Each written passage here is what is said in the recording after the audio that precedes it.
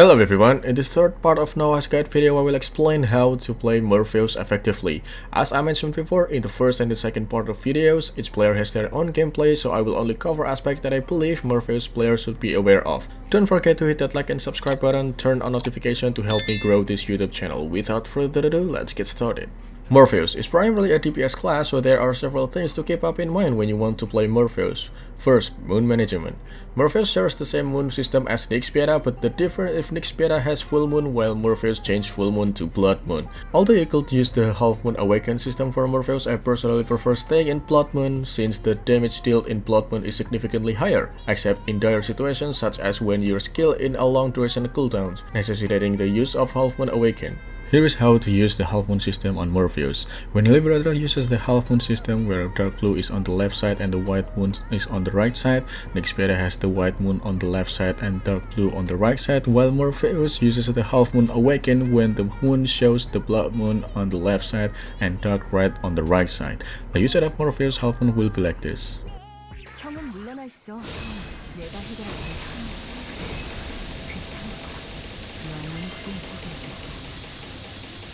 It is important to remember that when using the half moon system trick on Morpheus, you should immediately awaken on the blood moon phase as soon as possible to avoid losing optimal damage from other skills. It's important to take a note that this class is magical, as Celestia is a magical support class too. Celestia has a skill called Natal Chart, and many DPS players seek the effect of Unknown and or Infortune, which also trigger Forced Awaken.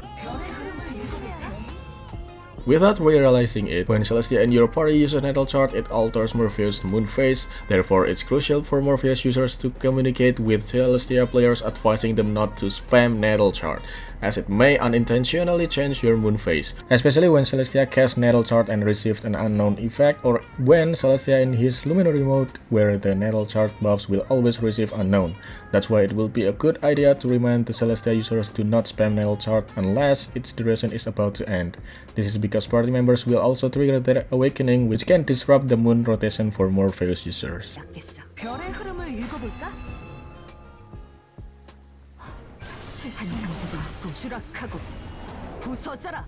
Moreover, Morpheus users should bring the skill Never Ending Night to remain in Blood Moon phase for 10 seconds.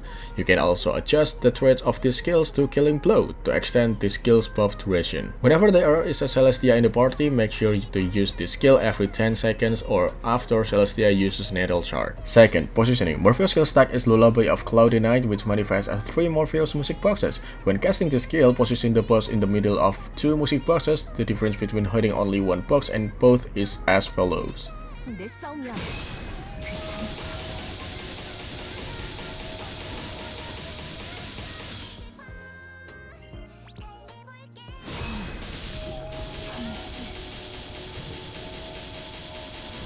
The damage disparity is significant, but if the boss or monster moves a lot, there's no need to worry as long as the skills connect. Everything should still work fine. Third, skills to bring and skill rotation. For Morpheus, I use this set of skill, and in terms of rotation, there's nothing particularly complex. If possible, aim to awaken 5 times as quickly as possible to obtain these buffs. It is also recommended to cast Never Ending Night before awakening to avoid awakening outside of Blood Moon phase. When participating in Red or Normal Dungeon, cast Eternal Fog first, as this skill provides a 15-second buff of 18% magical attack power. Fourth, beneficial passive skills. As I mentioned earlier, the reason I suggest immediately awakening back to the Blood Moon phase when you use the Half Moon phase awakening trick is because there are many beneficial effects for the player when awakening during the Blood Moon phase according to his many passive skills. 1. Blood Moon Dream, which increases magical attack power by 15% and max MP by 100 points. 2. Shattered Heart, which increases all skill damage and reduces skill cooldowns by 20% for every skill categorized under Blood Moon's Dream cast. 3. Dark Blood Moon, which increases critical damage by 3% per Blood Moon awakened with a max stack of 5 times, totaling 15%. That's why I mentioned the importance of awakening quickly up to 5 times to gain these buffs. Here is the illustration.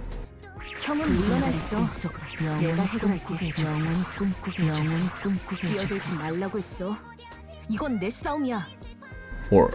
Tears of the Last Moon, which increases awakening charge by 30%, awakening duration by 15%, increases movement and jump speed by 20%, and action speed by 10%.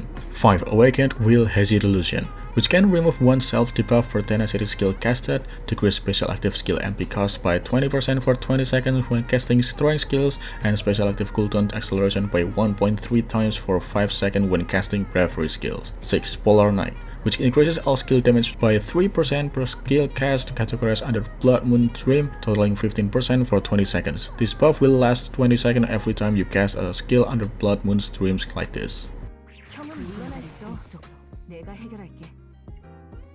영겁의 안개.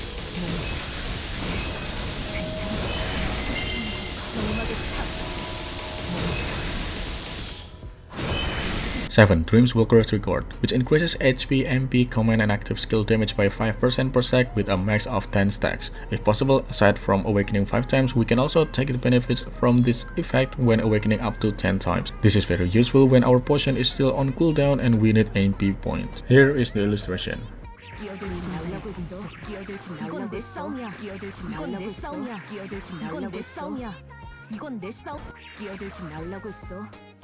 Eight. Phantasm. This passive explains how we fill Morpheus' special resource. The couch will increase by 2 points per 2 seconds, and using skill categories under Blood Moon Phase Dream will add 3 points for tenacity skills, 5 points for strength skills, and 7 points for bravery skills. The effect of Phantasm itself is an increase in magical attack power by 10% and an increase in mid-boss or boss damage by 15%. Additionally, when the total couch is between 30 and 59 points, you will get an extra 5% on boss or mid-boss damage, while between 60 and 100 points, you will get an extra 10% on boss or mid-boss damage. The effect from the Phantasm couch lasts for 40 seconds and will continue to rotate every 40 seconds. Therefore, it is essential to spam skill as much as possible without interruption.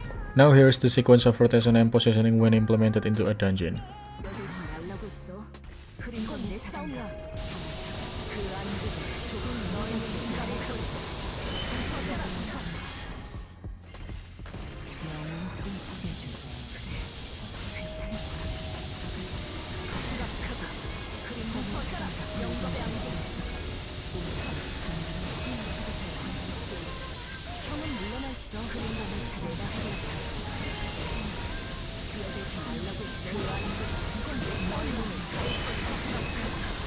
Alright, I think that's all my explanation on how to play Morpheus. If you have any question, please leave your comments in the comment section below.